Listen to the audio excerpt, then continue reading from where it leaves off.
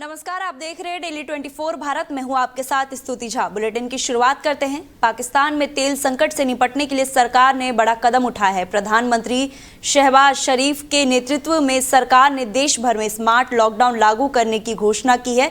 इसके तहत शनिवार रात 12:01 से रविवार रात 11:49 तक सख्त पाबंदियां लागू रहेगी। सरकार के आदेश के अनुसार इस दौरान पूरे देश में बाजार, दुकानों और व्यावसायिक प्रतिष्ठान बंद रहेंगे। इसके अलावा मोटरवेज और हाईवे भी बंद रखने का निर्णय लिया गया है, जिससे ईंधन की खपत को कम किया जा सके। स्मार्ट लॉकडाउन के तहत सामाजिक और सार्वजनिक कार्यक्रम पर रोक लगा दी गई है। शादी ब्याह जैसे आयोजन की अनुमति नहीं होगी, ताकि आवश्यक आवाजाही को रोका जा सके। सरकार का मानना है कि इस कदम से ईंधन की बचत होगी और देश में बढ़ते तेल संकट को नियंत्रित करने में मदद मिलेगी। हालांकि आम जनता और व्यापारियों पर इसका असर पड़ने की आशंका जताई जा रही है।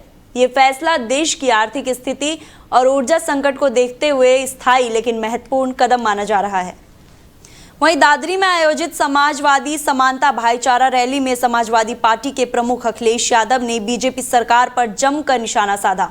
उन्होंने कहा कि नोएडा में सबसे अधिक विकास कार्य समाजवादी पार्टी की सरकार के दौरान हुए थे और इनमें किसी तरह का अंधविश्वास नहीं है। अखिलेश यादव ने आरोप लगाया कि पहले यहां मुख्यमंत्री कार्यालय बनाया गया था, लेकिन वर्तमान सरकार ने उनकी अनदेखी कर उसे खराब स्थिति में पहुंचा दिया है। उन्होंने ये भी कहा कि सरकार विकास के दावों के बावजूद पुराने कार्य को भी नहीं संभाल पा रही है। रैली को संबोधित करते हुए उन्होंने दावा किया कि आगामी चुनाव में समाजवादी पार्टी और इंडिया गठबंधन बीजेपी की अपेक्षा से कहीं अधिक सीट जीतेगी। उन्होंने कहा कि ये केवल एक राजनीति रैली नहीं, बल्कि जनता की आवाज है जो बदलाव चाहती है।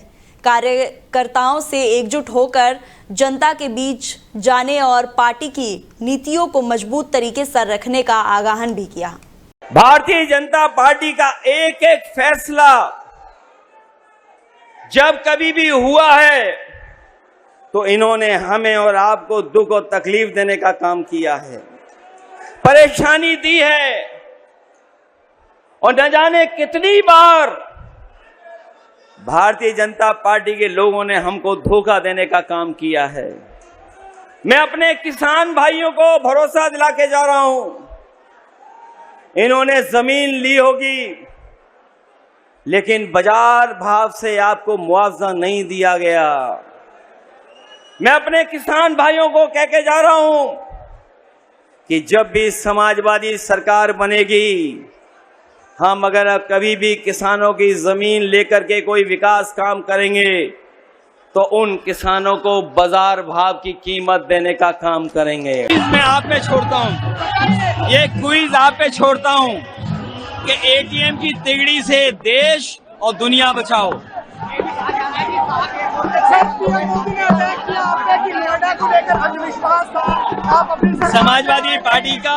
समाजवादी पार्टी ने सबसे ज्यादा विकास नोएडा में किया, कोई अंधविश्वास नहीं।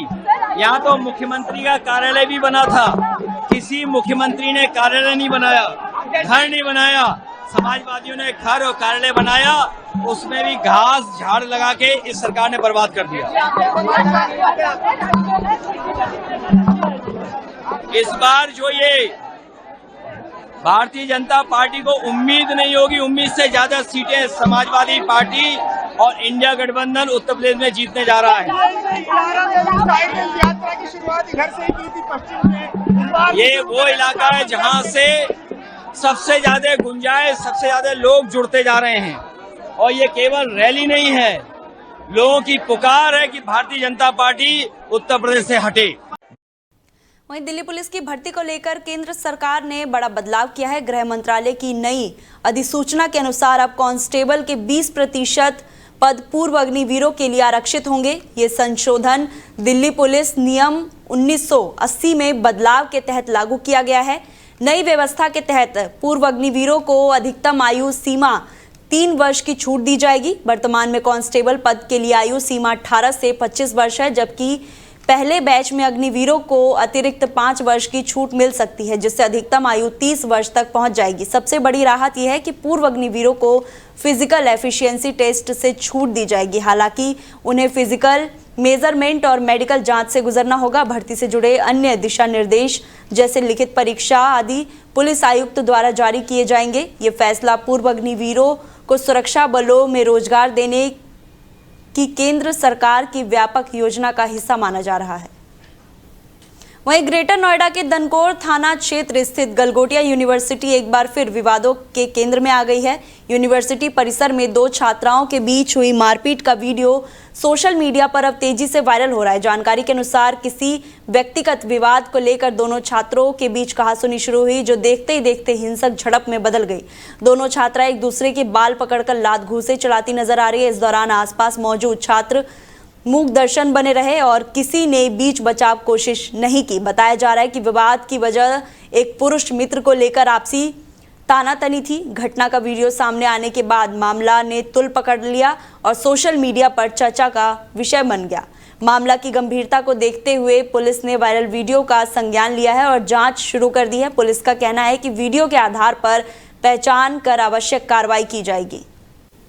वहीं ग्रेटर नोएडा में देर रात बुलेट सवार स्टंटबाजों का आतंक देखने को मिला। बिस्टक थाना क्षेत्र स्थित पंचशील ग्रीन एक सोसाइटी के बाहर कुछ युवकों ने जमकर हुड़दंग मचाया, जिसका वीडियो सोशल मीडिया पर तेजी से वायरल हो रहा है। वायरल वीडियो में देखा जा सकता है कि कुछ युवक मुंह पर कपड़ा बांधकर बुलेट बाइक चला रहे हैं और साइलेंसर से पटाखे जैसी आवाज निकालते हुए स्टंट कर रहे हैं। देर रात तक ये स्टंटबाज बेखौफ होकर उत्पात मचाते रहे, जिससे आसपास के लोगों में डर और असुविधा का माहौल बन गया। स्थानीय लोगों का आरोप है कि इतनी देर तक हंगामा होने के बावजूद पुलिस मौके पर नजर नहीं आई, जिससे कानून व्यवस्था पर सवाल उठ रहे हैं। नोएडा को उत्तर प्रदेश की शो विंडो और सर्टिफाइड कमिश्नरी कहा जाता है, लेकिन इस घटना ने सुरक्षा व्यवस्था पर गंभीर सवाल खड़े कर दिए। पुलिस ने वायरल वीडियो का संज्ञान लेते हुए जांच शुरू कर दी और स्टंट करने वाले युवकों की पहचान कर कार्रवाई की जा रही है। वहीं गाजियाबाद के लाल कुआं इलाके में स्थित एक फैक्ट्री में अचानक आग लगने से अफरा तफरी मच गई। सूचना मिलते ही दमकल विभाग की गाड़ियां मौके पर पहुंची और राहत और बचाव कार्य शुरू कर दिया। मुख्य अग्निशमक अधिकारी राहुल कुमार के अनुसार 29 मार्च को दोपहर 1:47 पर फायर स्टेशन कोतवाली को आग लगने की सूचना प्राप्त हुई। मौके पर पहुंचने पर पता चला कि फैक्ट्री में प्लास्टिक दाना बनाने का कार्य होता था और जहां आग लगी है। आग की तीव्रता के कारण पास में एक अन्य फैक्ट्री भी इसकी चपेट में आ गई। दमकल कर्मियों ने कड़ी मशक्कत के बाद करीब 1 घंटे में आग पर पूरी तरह काबू पा लिया।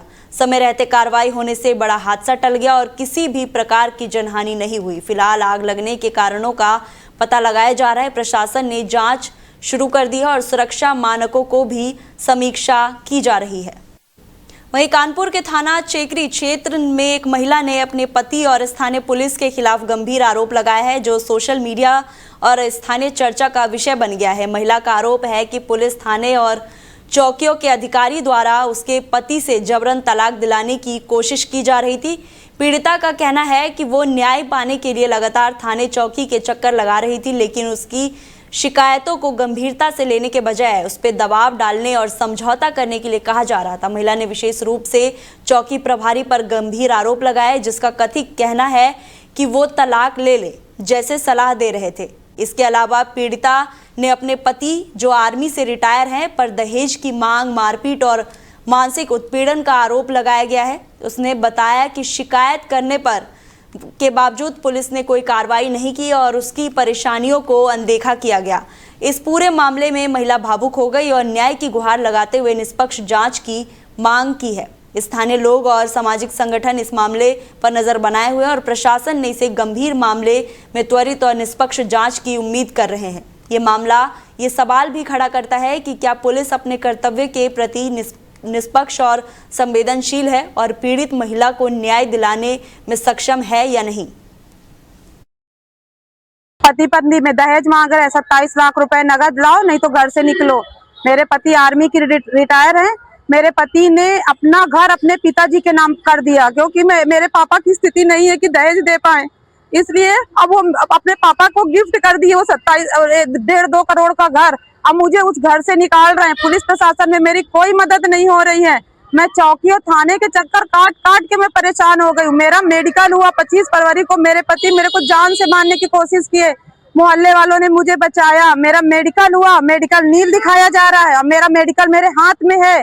और भरत पाठक सर सनगावा चौकी के इंचार्ज है, वो मुझे कह रहे हैं तलाक ले लो, और मेरे पति से कह रहे हैं घर बेच दो, इसको किराए में रहने दो, तब इसकी अकल ठिकाने आएगी। मेरी कोई मदद नहीं हो रही है। मेरे पति ने हर जगह पैसे दे दिया है, कोई भी कहीं से भी मेरी मदद नहीं हो पा रही। ना मेरे पास 27 लाख रुपए, मेरी शादी के 14 साल हो गए, 2 बच्चे हैं, मेरा एक 5 साल का, एक 7 साल का। मैं अब कहाँ जाऊँ? मेरी पूरी जिंदगी बर्बाद कर दिया। पुलिस प्रशासन से मुझे कोई मदद नहीं मिल पा रही है।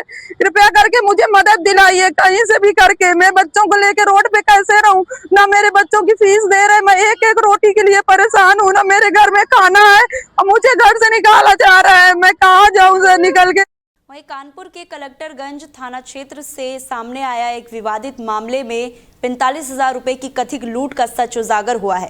प्रारंभ में परिवार और आसपास के लोगों में ये खबर फैल गई थी कि युवक से बड़ी रकम की लूट हुई है, जिसके बाद पुलिस और स्थानीय लोग मामले के जांच में जुट गए। पुलिस ने मौके पर पहुंचकर आसपास के लगे सीसीटीवी फुटेज की जांच की, जिससे बड़ा खुलासा हुआ। फुटेज और गवाहों की तफ्तीश में ये सामने आया कि वास्तव में कोई लूट की घटना हुई नहीं थी। जानकारी के अनुसार युवक के पैसे कहीं गिर गए थे और इसी कारण परिवार सामने उसकी डांट फटकार का डर था।